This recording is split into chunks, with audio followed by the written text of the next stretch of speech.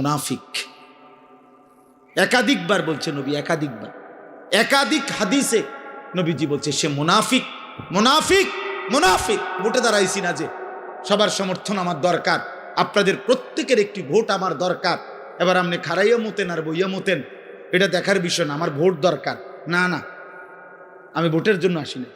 এ হায়া নারী, বেপর্দা নারী, মোবাইলের নারী, টিকটকের নারী, সিনেমার নারী, নাটকের নারী, ওর কাছে তো কিচ্ছু নাই, কিচ্ছু নাই। ওর যা ছিল অত টাকার মূল্যে বিক্রি করে দিছে, অত পয়সা মূল্যে জীবন বিক্রি করে দিছে, যৌবন। ওর কাছে আছে কি আর? তুমি আর পাইবা কি সেটা? ও তো তোমার জন্য সাজে নাই, ও তো টাকার জন্য সাজে। ও তোমার জন্য নাচে না, ও টাকার জন্য নাচে। ও তো তোমার জন্য গায় না, টাকার জন্য গায়।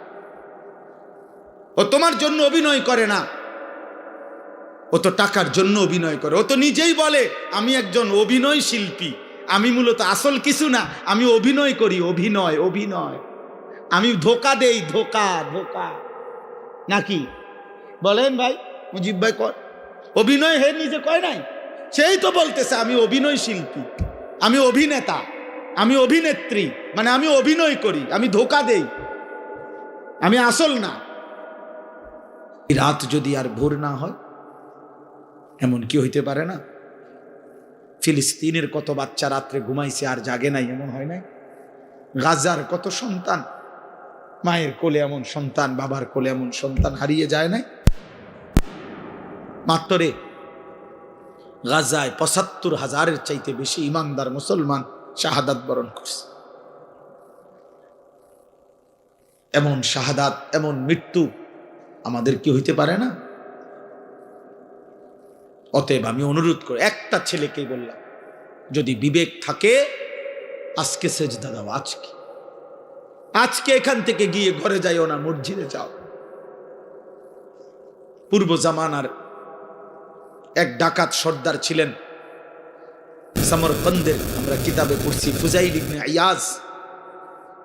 পরবর্তী জামানায় যিনি আল্লাহর শ্রেষ্ঠ আউলিয়া হয়েছিলেন ফুজাইল ইবনে ইয়াজ, উনি প্রথম জীবন ডাকাতের সর্দার ছিলেন।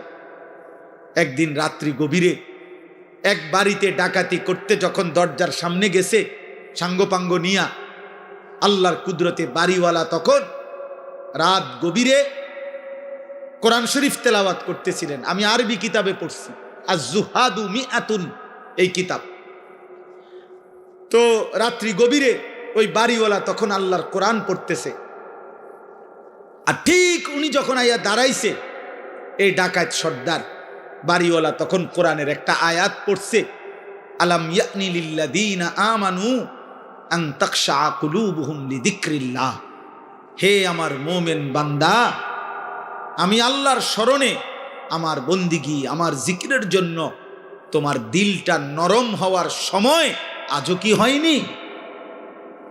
আর সেজদা দিতা না বান্দা আমারে? ৩০ বছর হয়ে গেল সুদ খাইতেছ, ছাড়তা না এটা? তাইলে ১০ বছর হয়ে গেছে কোনদিন ফজরের নামাজ পড়লা না, আর পড়তা না বান্দা? ৪০ বছর হয়ে গেছে বিড়ি সিগারেট খাইতেছ অনবরত, তাহলে কি আর ছাড়বা না এটা? ৬০ বছর হয়ে গেছে কথায় কথায় গালিগালাজ করো, এই বদভ্যাস কি বান্দা আর ছাড়বা না? তাইলে ২৫-২০ বছরের মা বোন আজ ২০ বছর ধরে বেপর্দা চলতেছেন, তাহলে আর পর্দা করতেন না? ৩০ বছর ধরে যেই ঘরে টেলিভিশন চলে, প্রতিদিন নাটক, সিনেমা, নর্তকীর ছবি চলে, ছেলে মেয়ে নাতি নাতনি দেখে, হে বাবা, এই ঘরে কি আর তাহলে টেলিভিশনের আওয়াজ বন্ধ হবে না? এই গুনাহ আর থামবে না? তাইলে আল্লাহ জানতে চাচ্ছে, বান্দা তাহলে কি আর ফিরবা না? এ কথাইটা উনি শুনছে, শুই নাই, কিতাবে লিখছে ফাওয়াকাফা, ফুজাইল থেমে গেছে, আর দরজায় হাত দেয় নাই, ভাঙ্গে নাই, ডাকাতি করতে বলে হাত দেয় নাই। ফাআদবারা, পিছনের দিকে চলে আসছে, আয়েশা ২ হাত তুলে একটা চিৎকার দিয়া, গভীর রাতে চিৎকার দিয়া বলছে, বালা ইয়া রব্বি কদ আনা, এই রব সময় হইছে মাওলা, সময় হয়েছে রে মাওলা, আমি ছেড়ে দিলাম নাফরমানি, আমি ছেড়ে দিলাম, আমি করব না আর ডাকাতি।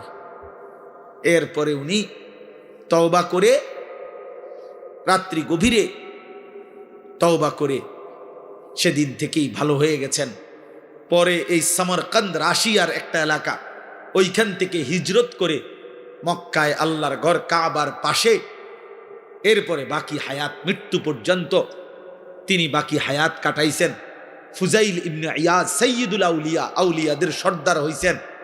ওই জামানার খলিফা ছিলেন উনি, যখন মক্কায় ছিলেন পরবর্তীতে আউলিয়া বুজুর্গ হইছেন এই ডাকাত সর্দার। তখন খলিফা ছিলেন মারওয়ান, মারওয়ান ইবনুল হাকাম। ওই কিতাবে লিখছে পরবর্তীতে এই ডাকাত সর্দার যিনি আল্লাহর ওলি হইছেন, এই ডাকাত সর্দার ওলি যিনি হলেন, ওনার কাছে একটু দোয়ার জন্য ওই জামানার এই ইসলামী খেলাফতের যিনি খলিফা ছিল মারওয়ান, সে আসতো ওনার সাথে সাক্ষাৎ করতে। আর আয়েশা সর্বপ্রথম হজরতে ফুজাইলের দুইটা জুতা বুকের মধ্যে নিয়ে লাগাইয়া হজরত ফুজাইলের সামনে দাঁড়াইয়া বলতো, হজরত এই বাদশাহ মারওয়ান আপনার কাছে একটু দোয়ার জন্য আসছে। যিনি খলিফা, যিনি বাদশাহ। এজন্য প্রিয় ভাই, রহম করো, রহম করো, এমন সুন্দর জীবন নষ্ট করো না, এমন মালিক বইলো না। আল্লাহ বলছে রব্বিল আলামিন, আমি গোটা জগৎ সমূহের প্রতিপালক, আমি রব। আমি শুধু সৃষ্টিকর্তা না, আমি শুধু বানাইয়া ছেড়ে দেই নাই, আমি লালন করি, পালন করি। আমি রব, আমি শুধু সৃষ্টিকর্তা না, আমি শুধু ছেড়ে দেই নাই, বরং রব বলে কাকে? তাফসীরের মধ্যে আছে তাবলীগু শাইই ইলা কামালিহি শাইআন ফাশাইআন, অনস্তিত্ব থেকে কোনো জিনিসকে অস্তিত্বে এনে প্রতি সেকেন্ড প্রতি মুহূর্তে পূর্ণতার শেষ পর্যন্ত, চূড়ান্ত পর্যায় পর্যন্ত যিনি তার সকল প্রয়োজন সব অবস্থায়, সে বলুক বা না বলুক, জানুক বা না জানুক, যিনি তার সব প্রয়োজন প্রতি সেকেন্ডে পূরণ করছেন, তাকে বলে রব। আর এটা শুধুই আল্লাহ। আমরা এই পৃথিবীতে ছিলাম না, আমাদেরকে এই পৃথিবীর অস্তিত্বে এনেছেন কে? আনার পরে আল্লাহ আমাদের লালন পালনের দায়িত্ব নিছেন কোন বছর থেকে? 4 বছর বয়স থেকে। কথা বলে না। আবার দায়িত্ব ছেড়ে দিবেন কোন বছর? 40 বছর পর না, প্রথম অস্তিত্বের প্রথম সেকেন্ড, সেদিনও তিনি রব। আমার মৃত্যুর শেষ সেকেন্ড, সেদিনও তিনি আমার। আল্লাহ বলে, বান্দা তুমি বলো কিংবা না বলো, তোমার বাপ অভিমান করতে পারে, তোমার মা কখনো রাগ করতে পারে, আমি মালিক তোমারে ছেড়ে দেব না। তোমার যা দরকার তুমি আমারে ডাকো বা না ডাকো, সেজদা দাও বা না দাও, ঈমান আনো আর কুফরি করো, গোলামি করো আর নাফরমানি করো, আমি তোমাকে দিয়েই যাব, আমি তোমাকে খাওয়াইয়েই যাব, আমি তোমাকে পান করাইয়েই যাব। আমার আসমান থাকবে, আমার জমিন থাকবে, আমার সূর্য উঠবে, আমার চাঁদ উঠবে, আমার রোদ আসবে, আমার বৃষ্টি আসবে, আমার রাত আসবে, আমার দিন আসবে, আমার সৃষ্টি জগৎ, আমি খাবারের ব্যবস্থা করব, আমি রিজিকের ব্যবস্থা করব, আমি সব ইন্তজাম করে, আমি না রব, আমি তোমারে রাখবো, লালন করব, পালন করব। কেন? আর রহমানির রাহিম, আমি ভীষণ দয়ালু। যারে আমি বানাইছি তারে আমি ভেঙে দেই কেমনে? যারে আমি বানাইছি তারে আমি ধ্বংস করি কেমনে? যারে আমি বানাইছি তারে আমি আসার দেব কেমনে? যারে আমি বানাইছি তারে আমি ছুঁড়ে ফেলে দিব কেমনে? আমি না রহমান, আমি না রাহিম, আমি না ভীষণ দয়ালু, আমি না দয়াবান? হ্যাঁ, এজন্য আমি দুনিয়া তো দেব, খাওয়াবো, পড়াবো, দুনিয়া সংসার সব প্রয়োজন পূরণ করব। তবে বান্দা মনে রেখো শুধু একটা কথা, আমি কিন্তু আজ দুনিয়ায় যা দিচ্ছি আগামী দিন আখেরাতে তা হিসাব নেব। মালিকি ইয়াউমিদ্দিন। তুমি যেটা বুঝছো এটা না বান্দা, তুমি মনে করছো যেই রঙে ভাত খাও। আমার এক পরিচিত জন, আমার একজন পরিচিত বাচ্চা বয়সী, তো তার মা আপনার 20 টাকার নতুন 100টা না কয়টা 50টা নোট রাখছে আর কি একটা বইয়ের ভিতরে, বুড়ি এমনি রাইখা দিছে ঘরে, উনি নতুন নোট মানে এ বুড়িরই ফুত আপনার, হে 2 দিন পর পর এন থেকে একটা নোট নিয়ে খরচ করে। তো একদিন মায়ে টের পাইছে কিরে টাকা দি নাই। তো সন্দেহ করতে করতে ওনার ছেলেরা যখন ভালো করে ধরছে, কহ এটা আমি তো নিছি। কয় তো তুমি নিছো কেমনে নিল? কয় 2 দিন পর পর একটা একটা নিছি। আমার শুনাইছে আর কি ঘটনা। তো বললো যে তো তুমি এগুলা নিলে কেমনে? কয় আমি তো একবার নিলাম 2বার নিলাম, আমনে কিচ্ছু কর না, কেউ কিছু কয় না, এই জন্য না নিছি। আজ আমরা ভাবছি এটা যে আমি প্রতিদিন নাফরমানি করছি, একটা সেজদাও দেই না, একটা গোলামিও করি না, আল্লাহর একটা হুকুমও মানি না। ওমা আল্লাহ দে কি সুন্দর আমারে খাওয়াইতে আছে, ঘুম পাড়াইতে আছে, বিল্ডিং দিতে আছে, বউ দিছে, বাচ্চা দিছে, জিফুত দিছে, সংসার দিছে, তামসা করতে আসি, ফুর্তি করতে আসি, মজা মারতে আসি, কোনো অসুবিধা নাই। ব্যাপারটা কি? আল্লাহ বলেন, হ্যাঁ বান্দা, ব্যাপারটা হলো এই মালিক ইয়াউমিদ্দিন, হিসাবের জন্য তো আজকের দিন না, হিসাবের জন্য তো আখেরাত। আলাদা দিন রাখছি তো আমি আজ যা দিয়েছি সেদিন আখেরাতে নিয়ে আমার একটা একটা নিঃশ্বাসের হিসাব আমি আল্লাহ নেব। আমার এক এক লোকমা খাবার, আমি এক এক ঢোক পানি, আমার চোখের পলক, আমার কায়নাতের যত কিছু দিয়ে তোমাকে উপভোগ করাইছি, আমি তার হিসাব নেব, হিসাব নেব, হিসাব নেব। আমি বাদশাহ, আমি রাজা ধীরাজ, আমি মালিক, আমি কিয়ামত দিবসের বিচার দিবসের মালিক। অতএব শুনে নাও, বাদশাহ যেমন আদর করে বাদশাহ তেমন শাস্তিও দেয়, বাদশাহ যেমন পুরস্কার দেয় বাদশাহ তেমন শাস্তিও দেয়। এজন্য আমি রহমানের কারণে দুনিয়া এখন দিচ্ছি, কিন্তু আমি মালিক, আমি জব্বার, আমি আজিজ, আমি জুন্তিকাম, আমি শদীদুল ইকাব, আমি সরিউল হিসাব, আমি হিসাব গ্রহণকারী, আমি কঠোর শাস্তিদাতা, আমি প্রতিশোধ গ্রহণকারী। অতএব আমি আখেরাতে ছাড়ব না বান্দা। আমার একটা একটা নিয়ামতের সেকেন্ড সেকেন্ড, মিনিট মিনিট, মুহূর্ত মুহূর্তের হিসাব আমি নেব নেব নেব। সেদিন আমি আল্লাহ তোমারে বেইজ্জতি করে কঠিন আযাব দিয়ে একটা একটা লাথি দিয়া জাহান্নামে ফেলাইব। একটা একটা লাথি, ফেরেশতাকে আল্লাহ বলবে একটা একটা লাথি মার, তারে জাহান্নামে মার ফেলা। তোমরা বেশি বাড়াবাড়ি করছো, নওজোয়ান বাড়াবাড়ি করছো। তোমরা কি ভাবছো আল্লাহকে? কি মনে করছো আল্লাহকে? কি ভাবছো? বাবা কিছু বলে না তো আল্লাহও কিছু বলবে না, মা কিছু বলে না তো আল্লাহও কিছু বলবে না, সমাজের কেউ কিছু বলে না তো আল্লাহও কিছু বলবে না। না রে বাপ, বিষয়টা এমন না। হযরত ওমর রাদিয়াল্লাহু তাআলা আনহু একদিন 3 দিন ক্ষুধার্ত থাকার পরে, তাফসীরের মধ্যে আছে 3 দিন ক্ষুধার্ত থাকার পর একটা 2টা খেজুর আর কয়েক ঢোক পানি পান করছে ওমর। তখন আল্লাহর নবী তখন দেখছে, নবীজি বলেন, ওয়াল্লাহি লা তুসআলু আন হাযান নাঈম। ওমর, আল্লাহর কসম, কিয়ামতের দিন তুমি ওমর এই 2টা খেজুর আর এইটুকু পানির হিসাবও আল্লাহর কাছে দিতে হবে, যে এইটুকু খেজুরের হক কি আদায় করছো, এই ঢোক পানির হক কি আদায়। একটা ছেলেও যদি বুঝে থাকো বাপ, আজকের থেকে বদলাও।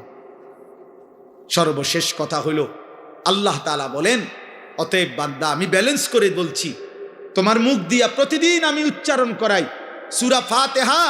এতবার তোমারে বলাইছি, না বুঝার কথা না, তুমি মনে নাই এটা কেমনে কইবা? আমি আল্লাহ তো আলহামদুলিল্লাহ সূরাটা শত শতবার, হাজার হাজারবার তোমার মুখ দিয়া বলাইছি। কথা বোঝেন নাই? এতবার বলাইলাম, তুমি বুঝো নাই? এতবার কেন বলাইলাম? এতবার কেন বলাচ্ছি? অতএব আল্লাহ বলছে, বান্দা আমি ভারসাম্য করে দিছি, ব্যালেন্স। ব্যালেন্স মানে হলো, একদিকে আমি বলছি আমি রহমতের কারণে, দয়া মায়ার কারণে দুনিয়া দেব, দুনিয়া খাওয়াবো পড়াবো, দুনিয়া ডাকলেও দেমু, না ডাকলে দেমু। আমি জন্তু জানোয়াররে খাওয়াই, তোমারে খাওয়াবো না কেন? আমি মুশরিকরে খাওয়াই, মুরতাদ নাস্তিক আমারে স্বীকারই করে না, আমি তাকেও খাওয়াই, তোমারেও খাওয়াবো, কারণ আমার রহমতের কারণে। কিন্তু আমি বিচার দিনের মালিক, আমি হিসাব নেব, হিসাব নিয়া কাউকে জান্নাতে দেব, কাউকে জাহান্নামে দেব। অতএব ইনসাফের বিবেকের দাবি তুমি এটাই বলবা, ইয়াকা না'বুদু, আল্লাহ যেহেতু আপনি সব দিছেন, আবার আপনি সব হিসাব নিবেন, অতএব ডাইন বাম করে লাভ নাই, আমি আপনার গোলামি করব। বাবুরে, আমার দরকার নাই এলোমেলো করণের, কারণ আমি যেহেতু বুঝছি এটা আপনি আমারে আবার হিসাব নিবেন, তাইলে কাজেই আমি অন্য দিকে যে লাভ নাই, আমি আপনার ইবাদতই করব। তবে ওয়া ইয়াকা নাস্তাইন, আমি না মাওলা, আমি দুর্বল, আমি ছোটখাটো মানুষ আল্লাহ, আমি আপনার একজন আদনা বান্দা, আপনি আমার একটু সাহায্য কইরেন, আমি আপনার সাহায্য চাই, সাহায্য প্রার্থনা করি। এই কথা বলছে, আল্লাহ শিখাইছে বান্দা এভাবে বলো।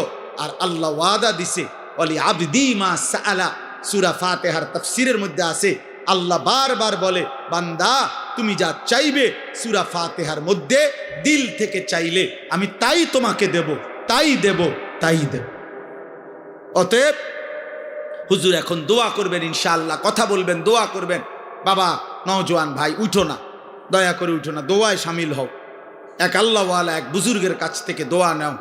এক রাত গভীরে কষ্ট করছো, চোখের পানি ফেলে একবার দেখো, এ কথা বলে দেখো মালিককে, মালিক আমি ভুল করছি মাওলা, আপনি আমারে মাফ করে দেন, আমি আপনাকে সেজদা করব। চেষ্টা করা যাবে কি ইনশাআল্লাহ? বলো না নওজোয়ান, বলো ইনশাআল্লাহ, হিম্মত করে বলো ইনশাআল্লাহ। 5 ওয়াক্ত নামাজ পড়ো, আখলাকের হেফাজত করো, চরিত্রের হেফাজত করো। উঠো না, উঠো না, দোয়া করে যাও। উঠো না, আমি বললাম উঠো না। একেবারে দূরের কেউ হইলে তো সে গেল, কিন্তু কাছের যারা তোমরা উঠো না ভাই, দয়া করে উঠো না। হযরত দেরি করবে না, অনেক রাত হইছে। অতএব জি প্রত্যেকেই মেহেরবানি করে আমরা দোয়ায় শামিল হই, একসাথে দোয়া করে এরপরে আমরা যাব। আমিও আছি, সবাই আমরা বসি। আল্লাহ তৌফিক দান করে, আল্লাহ কবুল